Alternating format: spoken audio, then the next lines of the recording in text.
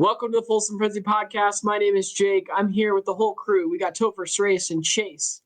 And we have an even bigger quarterback controversy this week. Let's get into it.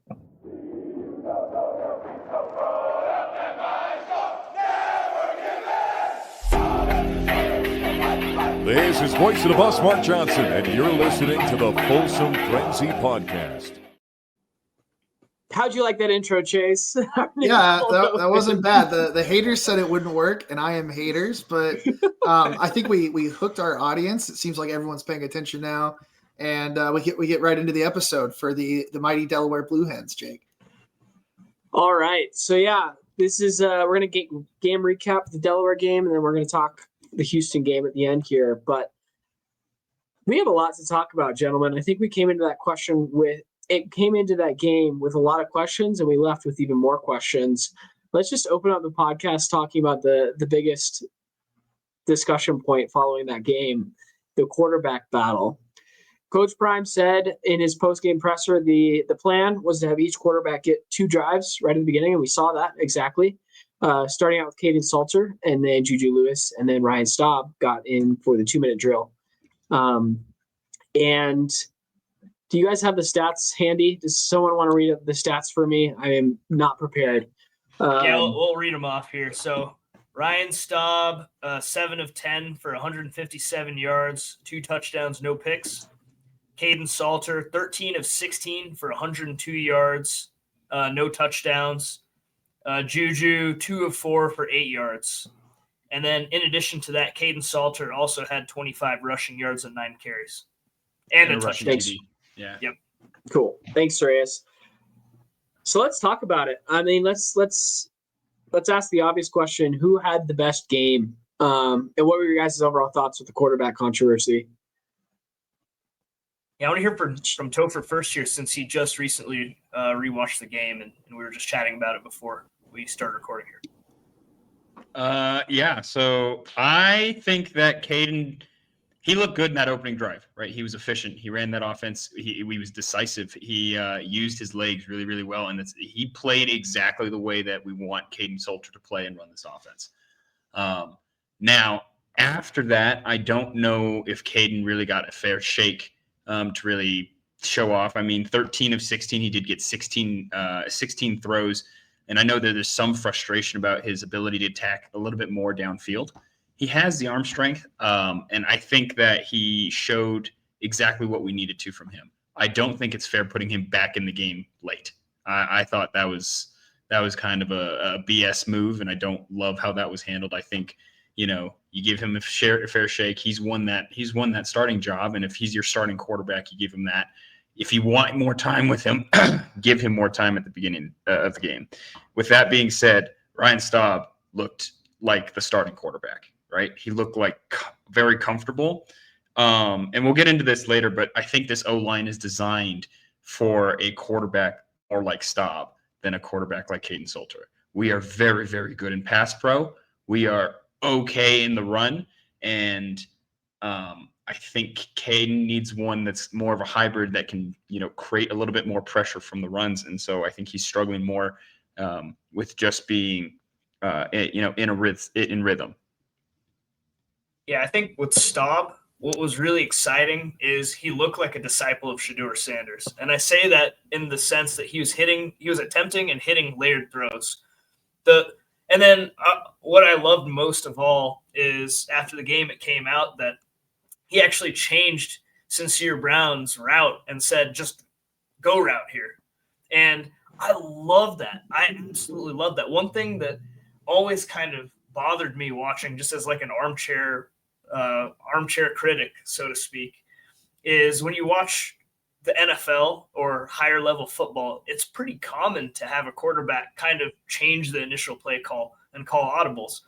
And the way that our offense had been operating, it was a lot of, I got the ball and I'm immediately going to stare down someone who's literally just right next to me for a bubble screen. And that's it. And I thought that, Juju did look like a 17, like he looked 17. He looked like a young quarterback. And that was one of the things that I saw from him is just, okay, all right, this was the play call. So I'm just going to stare this situation down. And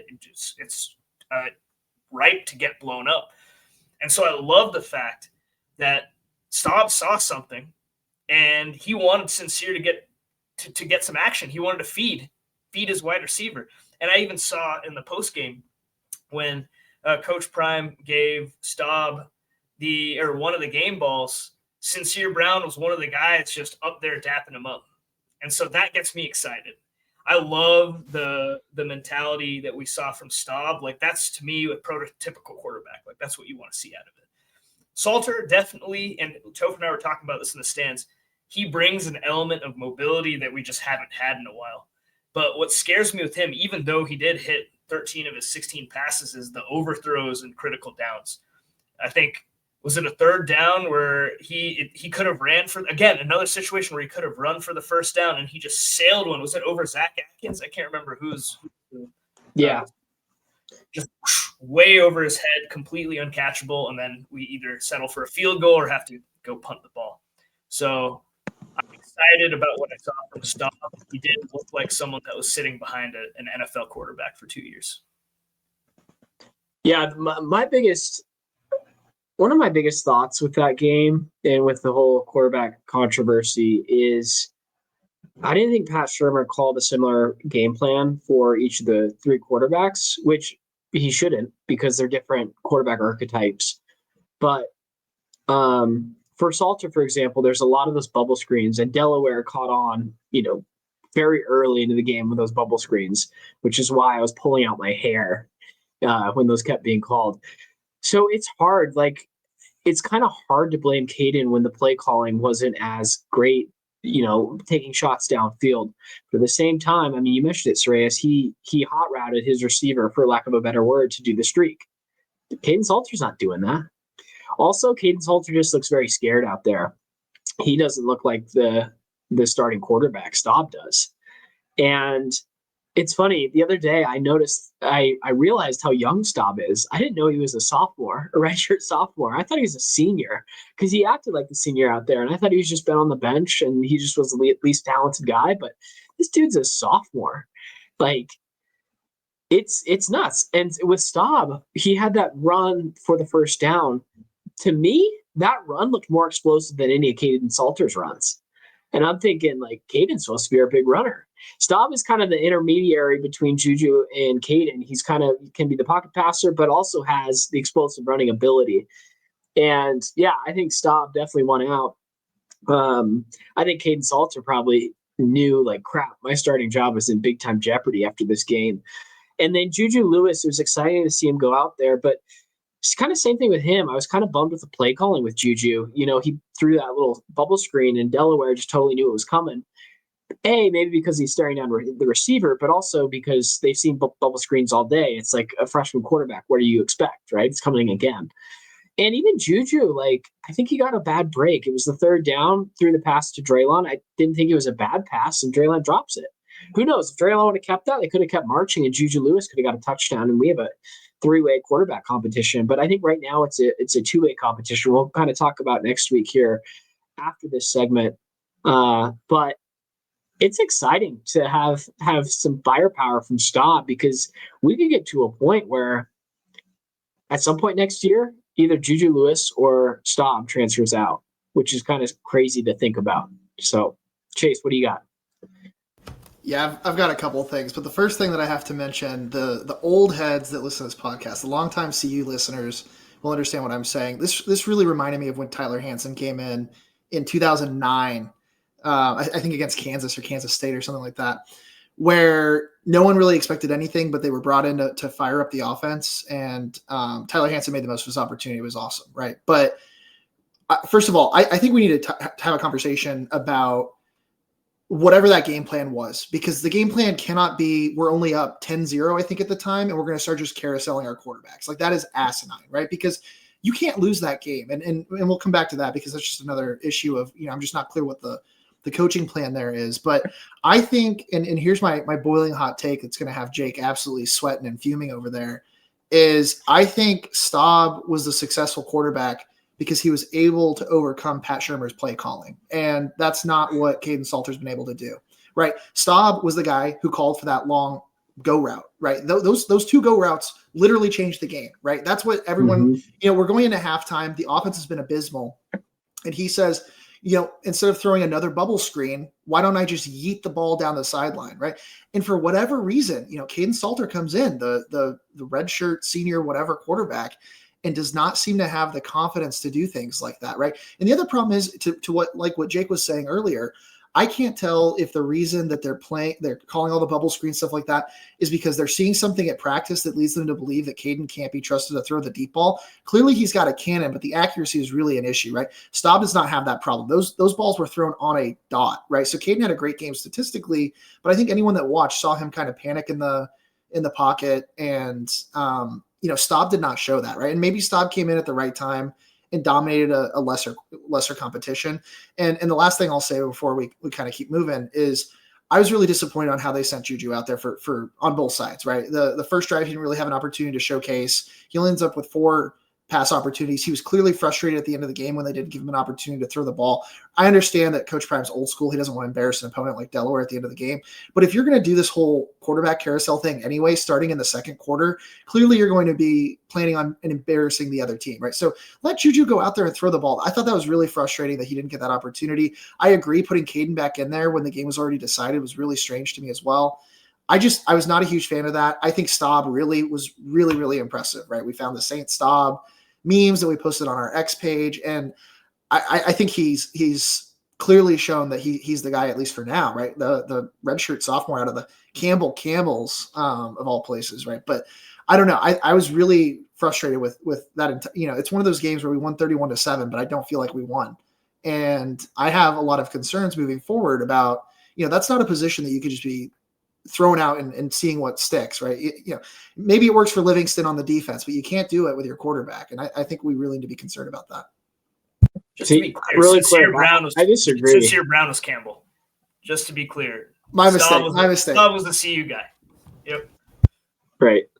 I disagree. I mean, they still won the game. Why not rotate quarterback? Sure, they can't get into their mojo. And this totally destroys Caden Salter's confidence. But I don't know. This is the game to maybe play with it. Maybe my biggest question is, what did this coaching staff see during camp? Did they see a really, really close quarterback battle? That's my assumption. If Deion Sanders, Coach Prime, was like, here's the game plan going in, we're going to have all 3 of them play. So, but also having Staub as the third string might be a little bit of an indictment on the coaching staff. Like, why not put him first or second? Yeah, Topher, what were your thoughts? I think you wanted to chime in here. Yeah, Chase said that Caden wasn't making those audibles, and my challenge back is, if you are Delaware and you go, oh, they're going through a quarterback battle, and this is the third guy out there, I'm telling my DBs, I don't think this guy is going to be very good because their first 2 guys sucked, right? So you're going to see a lot more of the press up. You're going to see a lot more of man coverage, and that's exactly what we saw from Delaware. They pressed up, and for some reason, they didn't believe he was able to throw it. So I think we need to give, again, the opportunities that Caden didn't get, that Ryan Staub did get, is a big difference, right? I will say Staub looked much better, much more comfortable in the pocket. And those 2 bombs are great throws, but I think the one throw that sits in my mind that tells me he is a talented quarterback is that layered throw over the middle of the field that led that drive to a touchdown right before half. That was amazing. And that is a type of talent and touch that you just can't expect from every average quarterback. Yeah, totally agree with you, Topher. So, yeah, I got nothing else to add. I think you guys nailed all the major talking points here. It'll be really interesting to see how this shakes out. As far as how the game was handled itself, now that I've had a day to really sit and ruminate on it, I think this was the time to do it. There's no practice that'll simulate reps that you get from an actual game when you're in front of 50,000 people. And if there's a game to do it, it's against a first-year FBS program, albeit a talented FCS program that moved up. And frankly, it did get a little scary there. And maybe Staub bailed out the decision-making a little bit with how well he played. And I understand all of the concern about maybe the depth chart was wrong to begin with. But this is the time of the season where you want to be exploring those things and learning those things, especially now this game coming up on Friday is huge. It's a conference game, and that's going to be really important to set the tone. So if you're going to find a time to do it, now is definitely the time. So how we handle this moving forward will be really fascinating to me. I think a lot of the statements made after the game seem to be hinting in a particular direction. We won't put words in anyone's mouth, but it's going to be a very, very interesting situation to monitor. All right, that's a good transition. So let's talk. What are our predictions for next week? Who's going to start and who's going to play if multiple quarterbacks are going in? We'd love to hear you guys' thoughts. But before we get there, to discuss the Coach Prime quote that Sreyas is alluding to, Coach Prime in his press conference, when asked who's going to play next week at quarterback, he said, and I quote, "I know exactly how I'm going to handle the QB situation. I'm not going to say it," Coach Prime said afterwards at the game. So he has a plan, and he has it before that press conference started. So, guys, what do you think? What is that plan? Who's going to start, and is it going to be a rotation, or what are you guys' predictions for next week at quarterback? Yeah, my thought is based on how complimentary he was about Stabby and every bit of feedback, every bit of positive feedback that we got. Staub was our highest offensive performer on our PFF grades that we got, which we'll get to as well later on. It seems to be heading in the direction that he's at least going to get the start. Now, who's to say whether it's going to end up that way? I was going to mention this earlier and it kept slipping my mind, but one thing that's really fascinating to think about is Salter came here thinking that he had an opportunity to prove himself as an NFL prospect, right? Why else would he come to CU? He was a successful 4-year, I don't know if it was a 4-year starter, but certainly a four-year player at Liberty and got to play in a New Year's Six bowl game. So he had a great deal of success where he was, but he wanted the opportunity to go to the next level so he could prove himself to NFL scouts without question, right? And he has the tools to be an NFL-type quarterback. Now, coming into the season, we've seen him press and we've seen him uncomfortable, and it does make you think whether the gravity of the moment of his own personal growth, the decision that he made to transfer, is starting to weigh into his ability to just sit back and take what's coming to him. One thing that people brought up numerous times, why doesn't he just go run? Why didn't he just go take the run? Well, you always hear from people talking about the NFL. Where you might be able to run in college, you won't be able to run the NFL. You better sit back and you better make the throw. And it seemed like the situations where he's done that, he's overthrown, like significantly overthrown his target. So you wonder whether that's weighing in his mind. And then with Juju Lewis, at least at one point he was a 5-star. I think some recruiting sites still had him as a 5-star when he signed with CU. That has to be weighing on you too. And in his case, he graduated a semester early, came and learned the offense in the spring, and was a part of this program for a significant amount of time. And you have to wonder, when you come into the game, you hear the whole student section screaming your name and chanting your name, and whether the gravity of that moment starts weighing on you as well. What we know from Staub is that guy is unflappable. He's the underdog here. He's not the one that's supposed to be playing at all. He's the one that people thought may have transferred already, but he stuck it out. He stuck it out sitting behind a future NFL player for 2 years. He stuck it out knowing that a senior transfer and a 5-star quarterback were probably going to be ahead of him. So he's playing with nothing to lose. He's playing to just run the offense that's in front of him. And I think the mentality of that can be a really positive thing. And so that's where my mind's headed. It wouldn't surprise me if there's something more tricky and interesting going on, but it wouldn't. But basically, like, I think that this is Staub's offense until he proves that he can't handle the Big 12 play. So your prediction, Staub will start. Will anyone else come in? I think that Staub definitely starts, and we probably see some sort of we could see a rotation. I think that Juju is probably a little bit too raw right now to just throw back in the fire. Now, I think the valid criticism is if you just know that you're only going to come in for 2 series, you're going to be pressing and trying to make things happen. And then when it doesn't happen, now you've lost basically whatever momentum that you've gained and blah, blah, blah. So that's totally fair. And maybe we'll see Juju Lewis play like an entire half later this season. Hopefully, like against Wyoming, that'll be another opportunity. But if I do see anyone else come in, I expect it to be Caden Salter, just to bring in a different dimension to the offense if it's necessary. So basically, we'll come in and see how, frankly, Staub handles a very tough Houston defense. They were tough last year, even when they struggled overall as a team, and they've been tough so far this year. Yeah, so I would expect him to come in relief. It can't be Juju. I just like, and what they did, like, I disagree, and I think I'm more upset about it than you guys are. But I think it comes down to Staub or Caden Salter. And, Houston is a absolutely lights out secondary and pretty prone or susceptible to the run. I think Coach Prime's looking to win games. And that's why I think Caden Salter starts this week. I think we're going to be able to hurt them on the ground, and maybe this is ruining our preview for Houston later. But I think we're going to have to get a lot of rushing yards, and I think Caden opens that up when you can run an RPO more successfully. That being said, Staub was not bad on his feet in that game. So, I would really like it to be Staub. I really hope it's Staub, but I think Caden Salter is going to be the guy. I think they're going to say, this is our starter. This is our more experienced guy. And I think that's what I think will happen. What I would like to happen is see Staub have the opportunity to run it back and continue to prove it, or show us that it was a flash in the pan. But, I think this is something that has to get worked out quickly, right? And it really should have been worked out before we got to conference play against Houston. It absolutely has to be worked out before the end of the Wyoming game, because you can't be running the two quarterbacks, special all season. It doesn't work. I don't know that I've ever seen it work. Penn State tried to run it a couple of years ago.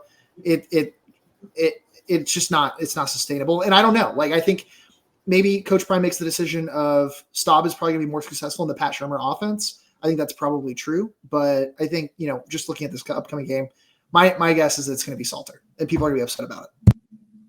Topher, where are you at? I think Caden starts, but I think Staub plays. I would not be surprised if Caden gets in there, and if there's a stalled drive or two, that we'll see Staub pretty quick. If Caden gets some momentum, we will probably still see Staub at some point. I think the way that Staub performed in this offense, and the way that he literally changed the game. He essentially won us the game against Delaware. You can't look at that and see those results and go, we can't go back to him. So I think Caden starts. I think Caden will probably play the entire first half. We might not see Staub until the second half, but I do expect to see Staub. What do you guys think about Salter in like goal line packages only? I guess, Topher, what are your thoughts there? Because that just popped in my head. Like, he's actually had some good success running the ball in the red zone. And we have seen that kind of two quarterback situation work, where you have kind of like your red zone punch it in quarterback, and then you get the ball downfield and make the other defense bend. I think if Staub is the guy moving forward, I really think he will be equipped to be able to run the goal line, right? Like, as shifty and as nice of a runner that Caden is, Staub is someone that is willing to lower his shoulder, more like Cepho, right? And if you have someone like Cepho in the goal line situation, I'm taking Cepho in that battle, and Staub is just like that. Yeah, I wouldn't mind that. I think we're a split podcast. I think Staub's going to start, because I think Coach Prime's a guy that rewards his players for working hard and gaining trust. And in that last game, Staub gained the coach's trust. So I think Staub's going to start. I think Caden will get some time at some point. I think it's going to be a random drive. They're going to put Caden in, which will probably drive me crazy, because Staub's probably going to have an okay game, and then you pull him out and you kind of lose that flow with him. To your point, Chase, I just hope they land on a quarterback sooner rather than later, but we'll see. I think for sure it's going to be a rotation, just based on Coach Prime's quote. So we'll see. Remind me of the exact quote, because I thought a lot of the stuff that I heard was specifically complimentary towards Staub and his play. And then he mentioned something about how he didn't want to get Juju's confidence broken. He didn't actually talk too much about Caden. He didn't. I mean, my quote was just for the question, and it was a very short answer. It was just, I know exactly how I'm going to handle the QB situation. I'm not going to say it. That was it. Yeah. So you can read into that however you want. It's kind of exciting for us with a podcast to guess what he means. But yeah. It's just, to your point, he was very complimentary of Staub. in that press conference. They didn't talk about Caden at all. Pat Shurmur did talk about Caden, and he just he mostly praised Caden's play. So it'll be very interesting to see. Yeah, no. I don't think Prime has it. any idea. I don't think Prime had any idea what he was doing with the quarterbacks when he said that. If I'm a politician, you ask me something I don't know, I'm like, I'm not going to tell you. That's exactly what I would say. Because he's probably looking at this and going, it's like, I have a semblance of a plan, right? Like, I don't know how I'd handle this from a coaching perspective, because I look at the talent that I have in a freshman, really young quarterback. He has every bit of potential, but he will not sit in 2026. I have a sophomore quarterback that showed flashes really, really good against Delaware, and don't forget, really, really, really good against Utah too. So if we go with Staub, we probably lose Juju. That's the reality of what this looks like moving forward. Yeah. So I don't think Prime has any idea what he's going to do moving forward, just to be clear. That's a huge storyline. It's a huge storyline. My thought process with that, the way that Prime operates, Prime's an NFL guy, man. Like, he seems to be the type of guy that's not afraid about, like, someone being afraid of a competition, right? If I recruited you, I want to take care of you, I want you to grow. Like, I handed you the keys. Like, I wanted my son to compete for the job, and he was by far the best quarterback on the roster. And so now you're here, you're going to get your opportunity. But if you want to leave, as long as you do a good job for my program, I will give you a good recommendation. In fact, he even said that about Staub. He said Staub had every right to leave and that he would have given whoever he transferred to a glowing recommendation about how he was a great high-character guy and he worked hard in practice and all of that stuff. I don't expect that a fear of a top recruit leaving is going to play into his decision-making. I think Prime has his own mentality and his own thought processes about what he's going to do. And, yeah, based on the body language of the team, too, in the locker room. Did you guys see that video where he gives the game ball to Staub and the entire team erupts? Like, he is such a popular figure in that locker room. People had it all wrong on Twitter where they were like, oh, this is going to ruin the locker room. Like, did you see that? Every single player exploded. Like, they love this guy. He is an original buff. Mike Sanford recruited this guy, right? That's how far back this goes. So that's just my thought. Like, I could be totally misreading the situation, but I think that's kind of the hints that he's been dropping. I think Chase, you're right. I think you're right. I think Jake is going to agree with me where I wish you were wrong. I think, like, Juju Lewis is one of those recruits that only comes around, especially at a school like Colorado. Now, I don't know. Prime's different, right? But, like, Juju Lewis is one of those recruits where it's going to really hurt to see him transfer. And you're right. He's not going to sit next year. And he shouldn't, because in the way that college football works these days, like, that's just not how it goes down, right? So I don't know. I think it is a really challenging situation that you find yourself in. But more importantly, I think you have to think about, how do we win right now? Because the best solution for recruiting is winning. The best solution for getting more money into the program is winning, right? And so, like, I think that's got to be first and foremost on your mind. It's got to be, who do you think is going to have the best chance winning against Houston? And I think you're right. Sreyas, Coach Prime's going to think that way because he's an NFL guy, right? He's about rewarding his players for perseverance. He's about winning the football game in front of them. And so, I don't know. I can't wait to find out who's starting. I'm sure our quarterback room can't wait, and I'm sure Coach Prime can't wait to find out who's starting when he makes the decision 3 days from now, right before kickoff.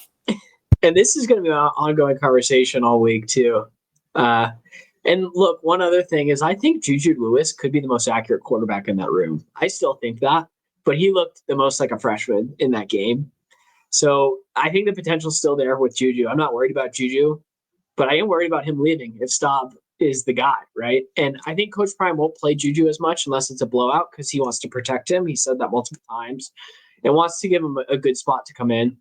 Because you saw the flashes in this game. They were blitzing Juju and got to the quarterback pretty quick, and he looked like a freshman out there. So one other thing to note that we didn't touch on is, how did Coach Prime come to this decision for the Delaware game? He said he came to the decision Friday.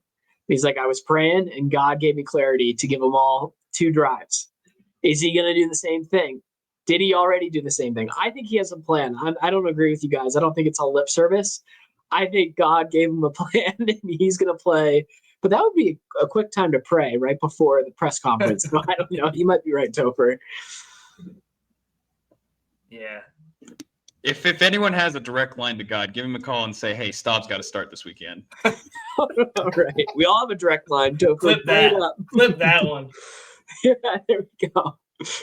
All right, shifting gears here, back to the Delaware game as a whole. We had to talk about the quarterback controversy because it deserved the time. So let's continue that conversation about the offense. Let's discuss the offense overall. What are you guys' thoughts? We could talk play calling. We can talk running game, offensive line. I'm just going to open it up and keep it kind of general. Who wants to kick us off? Chase, I'm kind of looking at you. What are your thoughts? I'll start it off. I was pretty happy with Price, Taylor, and Welch, our law firm running back room. That's a group that needs to be dominating, but in particular, honestly, Price and Taylor, like both of them played really, really well. They run hard, and I love that. I love that our line is running and blocking hard. I thought, it was nice to see Sincere Brown finally flash. I think we all had pretty high expectations for him coming in. Joseph William had a great game. That's kind of what happens when Omarion Miller's out, right? It's like everyone got to have the opportunity. Maybe you guys should give your generic thoughts, but I am off the Pat Shurmur train. I can't take it anymore. It's been a fun bit. Let's go. It's been a fun bit. 3 years of convincing Chase. We finally arrived. It's been a fun bit. The big debater lost a debate.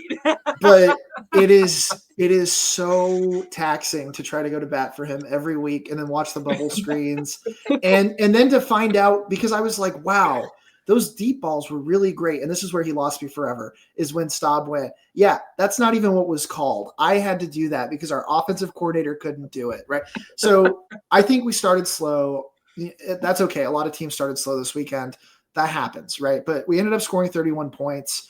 I think that's a little disappointing against Delaware, but I don't think that's a bad performance by anyone. I think it was a good, and I think another thing that we need to talk about at some point is this team's been drawing a lot less penalties than it did last year. I think they're playing more disciplined, and you don't notice that, right? Because you notice the penalties when they happen, but you don't really notice when they're not happening. Now, I know we're only in week 2, and I hope that doesn't change, but this line is so different, and I don't think people are talking about that enough. And they're different because they're not getting these awful holding penalties. Now, part of that's because they don't have Shedeur Sanders running left and right all behind them. And that's a whole nother thing. But overall, I was really impressed. But I think, a really big shout out, other than the whole quarterback thing, is we need to give a shout out to the running back room. I thought they played well. Topher, what do you got? What are your thoughts? We are not very good at run blocking. And I will come to Pat Shurmur's defense in some aspects in that I can see the schemes on film. We are just not executing in run blocks, right? Like if you rewatch, you can see the pulling. You're like, there's the lane, but we're not holding our blocks long enough. There's the lane, but we got head heavy and we missed our block, and the nose tackle just ate our lunch, right? So we need to have some serious improvement in run blocking. The biggest thing we want to see is like you have to move your guy off the spot to open up the run lane. We are pretty good at engaging. We're not very good at moving them off the spot. And so that's a little bit concerning because that's 2 weeks in a row where that has kind of been the trend. We had a pretty good running performance because Micah Welch is really tough to take down. Remember how early a lot of the contact happened on Micah, and he bounced off and was able to make a play after that. So I'm a little concerned about the way our run blocking looked on Saturday. But I do want to give credence to the fact that our penalties looked so much better, or the lack of penalties looked so much better. And that's a credit to really good feet, right? Like our offensive line are moving their feet really, really, really well. So in pass blocking, we're looking very good. And piggybacking off of the pass blocking thought, that is exactly why the longer developing routes worked, right? The layered throw, Staub had time. The 2 go balls he hit to Sincere Brown on the sideline, those were longer developing routes. And so that's exactly why we need to see more of that happen. And we have the weapons. We've beat this to death. We have the weapons. We have wide receivers who are very quick. And actually, Sincere Brown is 6'5". He's huge. I may have made a comment before the season that I wasn't sure if we had like a jump ball guy. We definitely have a jump ball guy. And he's fast too. We need to continue getting those weapons involved.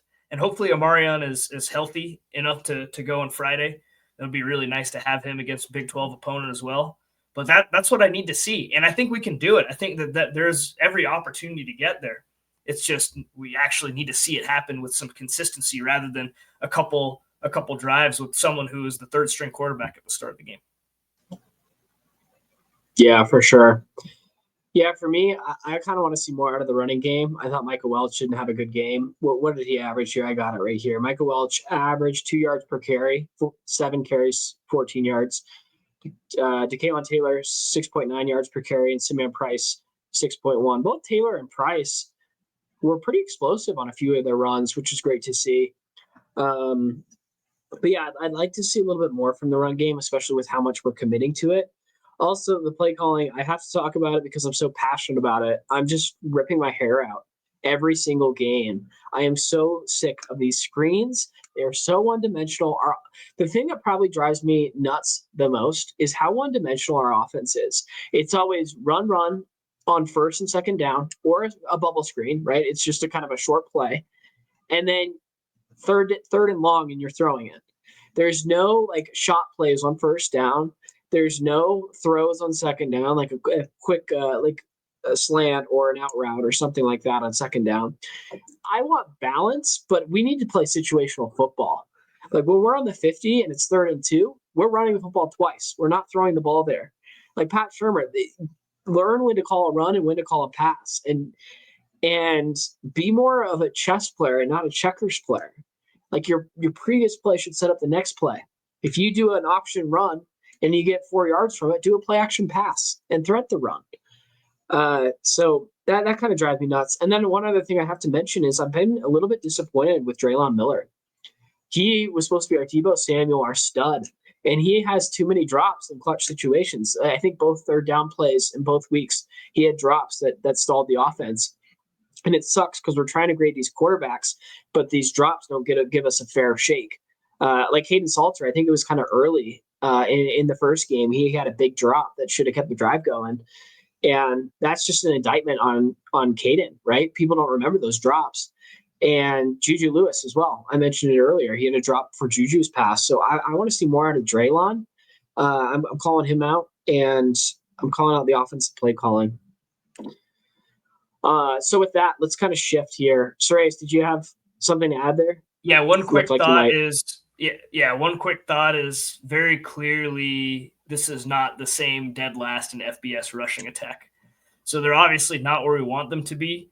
But against every competition that we played over the last couple of years, we could not get over 100 yards. We may have had 1 or 2 games tops where we barely clipped over the 100-yard mark, and we've gone well over 100 in the first 2 games. I think we're somewhere in the middle of the pack in FBS already at this point. So that's already a very positive sign. Obviously, we're not where we want to be, but we're so much further than where we were the last couple of years, and that does make me happy. Like, I'm very glad to see that. So let's shift gears. Let's talk defense. And for me personally, this might be the area where I'm the most concerned, even though we have a quarterback controversy. The defense against this Delaware team, which Delaware is no cupcake. I mean, they're a good bottom feeder FBS team. Their first year in the FBS, but they're well coached and they're a solid team. But the defense has so many question marks for me. I thought our run defense was uninspiring, and oh man, I'm blanking on his name. Our slot corner, Preston Hodge. Yeah, Preston Hodge had a bad game, and yeah, I'll let you guys go for it. Topher, do you have thoughts? Calling Preston Hodge a bad game is an understatement. He was terrible. He didn't trust his technique. He was flat-footed. He was on his heels, and that wide receiver Thaw made him look silly. Put him on skates over and over again, and it was the same. It's the same little breakdown. And then he'd jab out, go left, or go inside. And we had a lot of trouble covering that. Carter Stoutmeyer also had, on the really, really long play, he blew that coverage. That was his man, and we just got lost. So there was a lot of concern. DJ got beat on a kind of that same shimmy move. There is a lot of concern in our secondary right now. And it's technique, and it's also discipline. And so you nailed it on the head. Preston Hodge was a huge hole, but it's not like there were great things that I saw everywhere else. I thought Vickers looked okay, and I thought RJ Johnson looked pretty sticky in coverage too.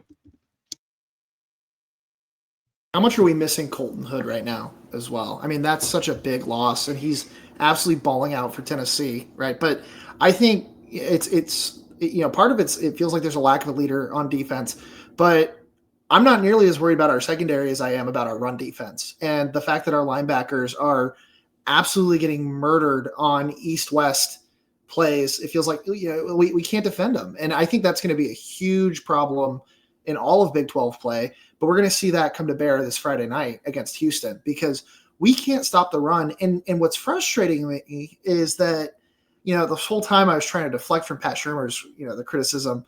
But I really do, I've been pretty negative about Livingston this year because I think he's put on a pedestal, but it's very confusing to me why we cannot seem to figure out it's 4th and 1 and we never have a linebacker over the top, or we know it's a run obvious play and we're playing back, or, we're not forcing quarterbacks to throw on us. We're letting them absolutely gash us up the middle and not stacking the box. Right. And at some point you have to think that either Coach Prime or Robert Livingston's going to get so frustrated with getting punched in the mouth or losing to the run defense on east-west plays that they're going to stack the box and stop it and make them throw on our very talented DBs, even if they're not technically playing super well yet this season. And it's getting frustrating because I just don't think we're there. This D-line is not quite what it was, cracked up to be. I don't think, or at least they haven't played that way yet. I think hopefully they'll get there, but it's really concerning. I think that's the biggest concern this year. And, at the beginning of the season, I wasn't on the episode last week when we got to rearrange our season predictions. Originally, I predicted 9 wins. I don't know if we're going to go to a bowl game if we can't defend the run right now. Like, that's how dour I am on this defense. Is I think we're going to continue to see teams run for a lot of yards. I don't actually remember what Delaware ran for us on rushing yards, but I mean they still ran for 85 yards. Yeah. But you gave up 312 yards of receiving. There's a lot of concerns here on the defense, and I'm not convinced that it's 100% on the players. I think it's a scheme issue as well. And so, it'll be interesting to see how we adjust. Houston's offense, their quarterback's talented, but they are not world beaters. And if we can't contain Houston's offense, we're going to be in for a long conference season. Yeah. Hang on, Chase. We gave up 84 rushing yards or 85 rushing yards against Delaware. Against Delaware. Yeah, a team that had to throw the ball the entire second half because we were clubbing them at that point. Yeah, you 29 85 attempts. Rushing yards 29, to Delaware. 29 attempts. The Blue Hens. 85 yards. The rushing averages were also just not good, which I think is 2.8 yards per carry. And a lot of their passing yards came on 3 plays where we just missed 3. All right. Well, I'm glad you guys feel great about the defense, and I'm sure that won't look bad. I'm not saying we feel great about the defense, but I'm saying the run defense was not the problem. Our pass defense was the glaring issue this game. Yeah, it was ugly. Now, all that said, I agree with Chase. I'm most concerned about our run defense. Sorry, go ahead. I didn't get to be on the Georgia Tech episode, so I'm just saying expect more of that because we're going to see a lot more teams like Georgia Tech than we're going to see like Delaware. Yeah. What I'll say, I don't know. The Big 12 doesn't look very good this year. We might see a lot of teams like Delaware. What we have seen in the past is these bend but don't break defenses that generate lots of turnovers are not good enough in order to compete for conference championships and that type of situation, but they can win games. And the Big 12 right now is very, very questionable in terms of the top end talent. It might be a pretty good conference top to bottom in terms of all the teams are pretty similar in skill level, and there's going to be a lot of competitive games. But right now we're not seeing that team that's head and shoulders above the rest of the conference. And so bend but don't break could lead to us having some level of success. And maybe, what did I say? I said 9 wins with the bowl game, right?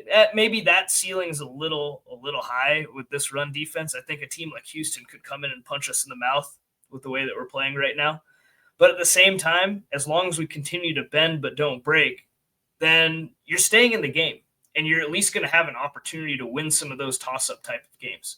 But in terms of some of the high ceiling predictions where we're thinking, we're going to win the Big 12, we're going to go to the playoff, probably not. And that's where Chase has probably hit the nail on the head. All right, so I think that's all we have. No one cares about the last position group. Just kidding. Let's talk special teams because I think they're our best position group. So we have to talk about these guys. Greaves is a beast. Buck Buchanan is a beast. Big leg Buck. Big leg Buck. I was trying to remember his nickname. And then Alex McPherson also had a great block. I didn't even see it. Every time there's a block, I'm in the restroom, so maybe I need to go to the restroom more when the other team's kicking. But Topher, you're a special teams expert. What are your thoughts with special teams? Damon Greaves is the best punter that's ever worn a CU jersey, and it's not even close. His 85-yard punt. That's a big Oh my hit. God. This dude has a cannon for a leg, but not only does he have a cannon, he is a sniper. He is a goddamn sniper. You need to pin him deep. Don't worry about it. Damon Greaves is back there. All right. If it's fourth and longer than 5, we punt it. Right. I love giving them a long field. Damon Greaves is amazing. I might buy a Damon Greaves jersey. Yeah. Do we think that he's better than Tom Ruin and Barry Hilton, the multi-time Super Bowl winners? Yes. That's like 4 Super Bowls between them. Okay. All right. Damon Greaves is an NFL punter. And he will. Yeah, he is. I don't know if he'll be drafted, but he was going to be playing on Sundays. I'm so sure of this. And I can't believe Kansas let him walk. Like, I don't know if it was an NIL thing. Surely we're not getting NIL money to our punter, but if we are, it is well spent because he is putting them on a dot. And absolutely, you're right. Like, yeah, we should always have great kickers for distance at Colorado. Like, this should be the place that you want to go if you are a long kicking. But I'm not super concerned that when we get out of elevation that he's not going to be hitting absolute bombs. And I guess we'll find out when we play Houston, right? But like, unbelievable what he's able to do. And it's good that we have some go guys that can actually go out there and catch up with those punts, because it's one thing to have a punter that can kick the hell out of the ball. It's another thing to have people that can actually go out there and make the tackle when the ball finally lands 6 to 7 minutes later. Yeah, that's true. The hang time's impressive. If you guys go watch the well-off video after the 64-yard bomb, Prime goes up to mate 2, right? And says, or new mate, and says, man, that was 64 yards. That was 64 yards. And then bangs on his helmet. That was wild. Like, seeing the hang time on that in real time, actually on all of his punts. It's like majestic. We haven't seen that around here in a very, very long time. That's for sure. All righty, let's keep going. Let's talk Houston preview. Unless you guys have anything else. You guys good? I just can't believe you didn't want to chime in on how great our punting situation was, but that's fine. We'll just move on. I did. Yeah, we don't want to do the Q Wealth. Oh, thank you, Sreyas. We probably should pay our bills. Who's got it, Chase or Topher? Yeah, we'll go ahead and do our Q Wealth Management players of the game. Go to qwealthmanagement.com to learn more. Financial advisors that can help you out with a variety of financial needs. And who knows, maybe you'll get assigned to a financial advisor who knows CU football pretty well. Won't name names. We'll just leave it there. But the Q Wealth Management players of the game, I'm sure we have a banner for it, so we'll put it up here. On offense, it's got to be Ryan Staub, right? I think there's not a lot of debate there. On defense, this one's a little contested, but the majority that I was not a part of went with Jeremiah Brown. And on special teams, you guessed it, of course, the one and only Mr. Greaves. Topher, you want to start it off? We've already talked about Staub to death, but do you want to explain our maybe the controversy with our defensive player of the game? Yeah. Jeremiah Brown made plays when it mattered. I know there was some people that we got to reward the hustle play from Ben Finiseth, which I think is a great play. But when did that play happen? Game was over. We were already up. If they score the touchdown, okay, we don't cover. But Jeremiah Brown made a tackle in the backfield on 4th and 2 inside the 10-yard line to make sure they didn't score. That is a game-changing play. So Jeremiah Brown was all over the field. He looked very, very good. He looked like he understood his assignments. He was a pretty sound tackler. So I am very happy with how Jeremiah Brown played relative to whoever you guys wanted to vote in. I just think it's worth pointing. I have to get it out there. You have a walk-on white safety who's making plays, almost got player of the game. I'm just throwing it out there, and I'll leave it be. Both phenomenal performances, but I do, ultimately, Brown had a phenomenal game as well. Yeah, it was cool to see Ben get emotional in the press game conference. I highly recommend it if you're a CU fan and haven't seen it yet. Go take a look at that. One thing I have to add is Greaves. Let's give Greaves a new nickname. I hate his nickname of Mate 2. Imagine if Coach Prime was calling the quarterback Shador 2 or Shador 2, or the next Shador. Sorry, the next Mate. I'm sure Ralphie 7 will love her name, okay? Ralphie 7 will wear that thing with pride. How dare you? That's so true. We don't rename I put up a Ralphie. poll on who should be the next OC, and Ralphie 7 won the poll. So, all right. It might be now- good if Staub's just calling audibles. She might be a good play caller. Seriously, she's going to be better than Pat Shermer. That's for sure. All right, now can I shift to Houston? Is that okay? Now that I got all these banners going, let's talk Houston. I got the spread here somewhere. Give me a second. I think it's 4.5 in Houston's favor, which has actually moved because I think it opened at 2.5 here on FanDuel. And then the point over under is 43.5.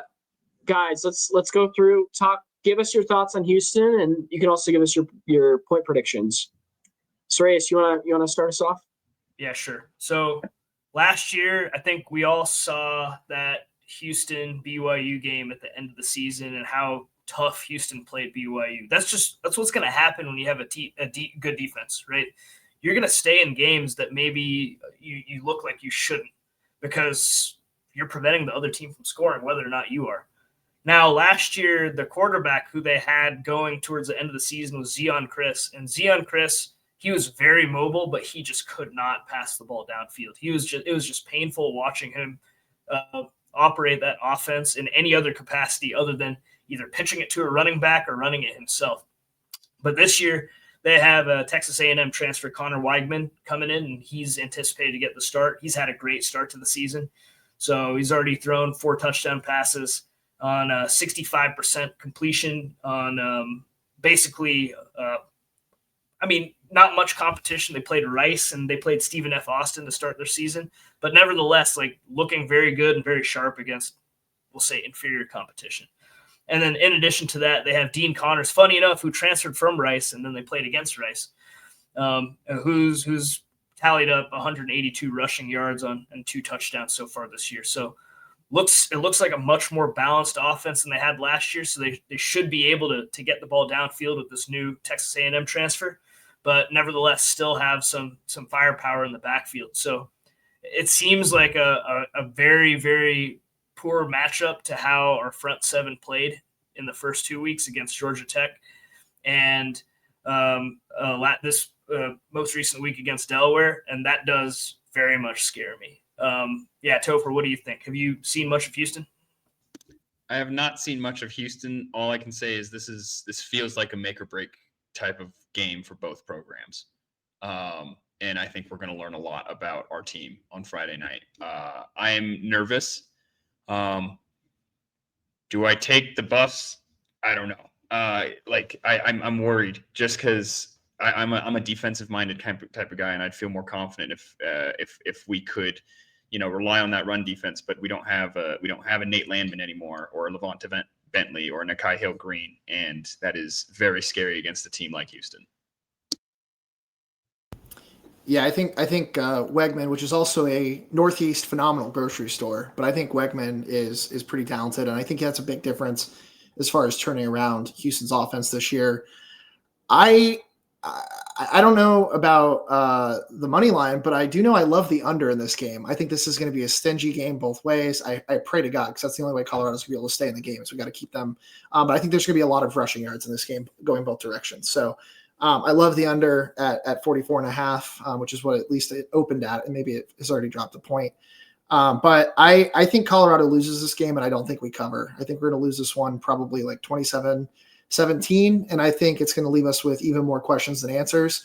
But I think that's dependent on Salter playing. I think if Staub starts, I think we have a better chance of winning this game. Personally, I'd like to see him do that.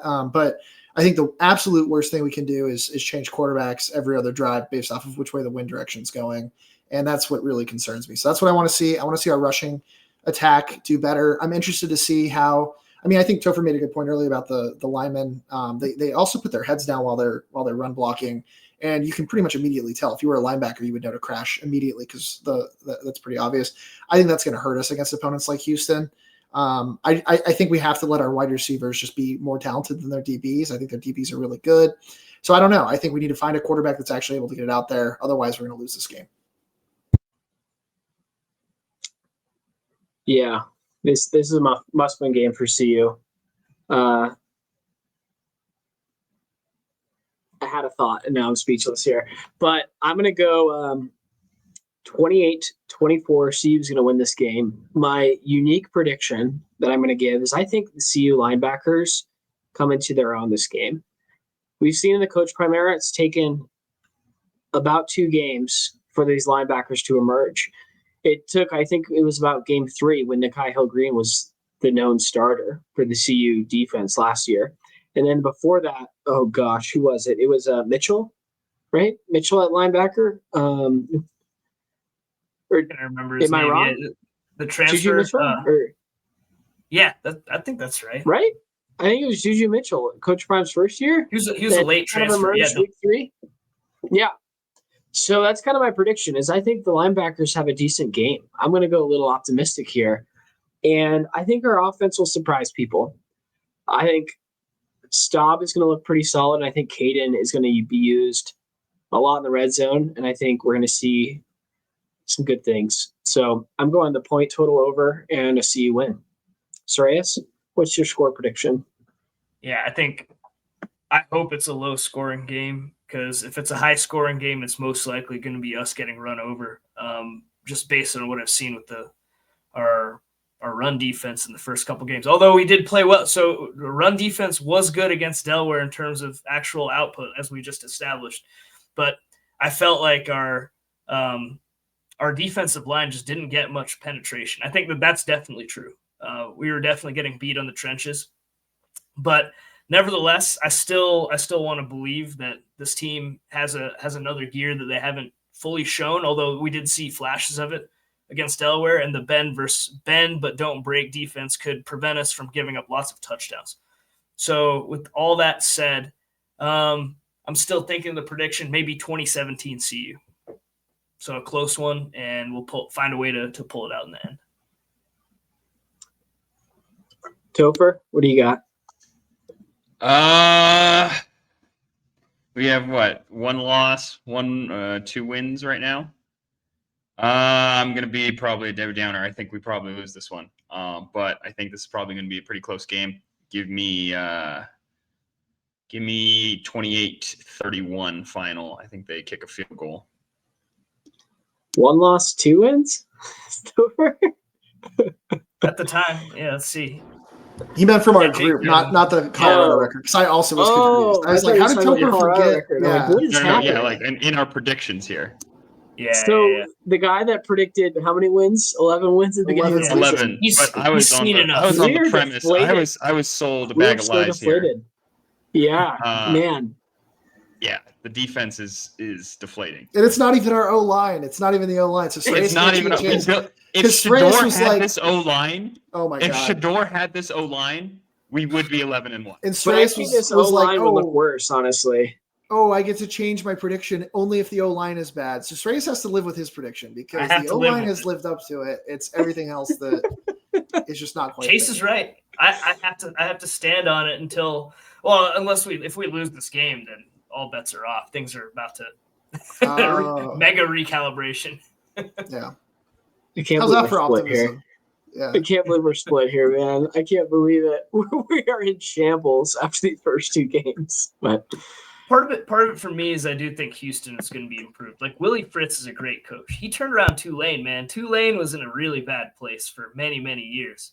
He's a really good coach. And I get that a lot of Houston people are frustrated with how they performed just entering the Big 12 right away. But he's a defensive-minded guy, and his defense was doing their job last year and kept them in a lot of games that they had no business being in.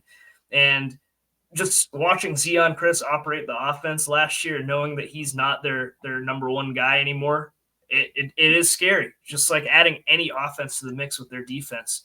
They could have easily beaten BYU last year without that. Like, think about how scary that is. So this is a tough one, man. We're really gonna. It's not even a matter of don't take it lightly. It's just no. You have to step it up. You have to play really well. Play better than you did against Georgia Tech, and show that that's not who you are either. Another wrinkle in this is it's kind of a revenge game because if they would have beat BYU, CU would have been in the Big 12 championship. So maybe they're thinking about it that way. Who knows? Yeah. I'm gonna be optimistic here. What Always with our have to find bulletin board. 75% roster turnover, I'm sure the totally revamped team is pissed about the 50%, collateral mister. game. Hey, that's where your OBs need to do their job. Like Staub. Staub was there. He remembers the pain of watching that Houston game. See, there you go. Staub will lead us to victory. Staub is winning the Heisman. All the best quarterbacks in college football this year wear 16. You got Manning, South Carolina Sellers, South Carolina quarterback, and then Staub. So Staub's going to win the Heisman. With that, thank you for watching. Just clip that. With that, he won't win the Heisman because people hate CU and they're not going to win. They're not going to vote for us back to back. But thank you for watching. Please subscribe to us on YouTube. It would really mean a lot to get a subscription from you all. Please like, share, comment, follow us on X, follow us on Instagram. Our X, we post a lot of great memes, so follow us there. And check us out wherever you find your podcast. Comment and defend who's going to start this Friday down below. Yes, definitely. We'd love to hear from you guys. Let's go Buffs. Let's go Buffs. Let's go, Buffs. Get it done.